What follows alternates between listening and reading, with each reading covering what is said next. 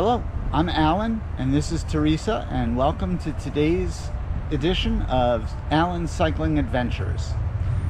Unfortunately, we have another day of thunderstorms in the forecast for the afternoon, so just another short ride today. We're going to explore west today. If you have any questions, ideas, or suggestions for future editions of Alan's Cycling Adventures, be sure to leave them in the comments below.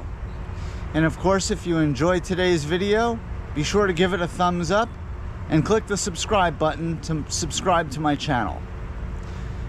Well, without further ado, let's ride. Another day, another short ride.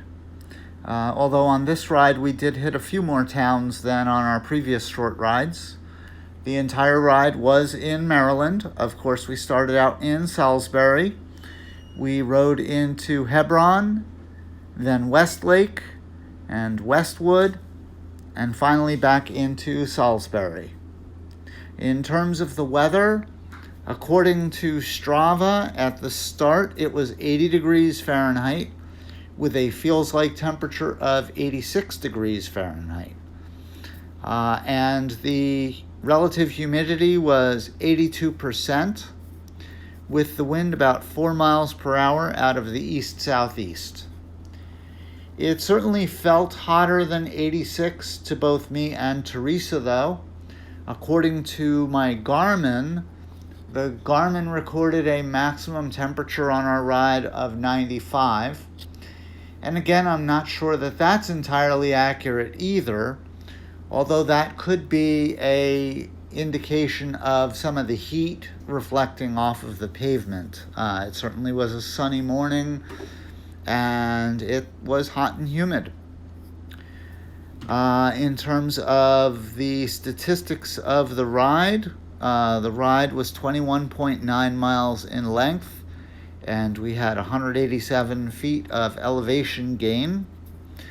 We had an average speed of 13.5 miles per hour and a maximum speed of 18.2 miles per hour. I did notice towards the start of the ride, it looked like we were averaging a little over 14 miles an hour. So it looks like we kept a pretty consistent pace throughout the ride for the most part. We did slow down a little bit as the ride went on, but not too badly. And considering that when I met Teresa, her average speed on her rides, I think, was around 10 miles per hour, she is definitely speeding up some, so that is really good.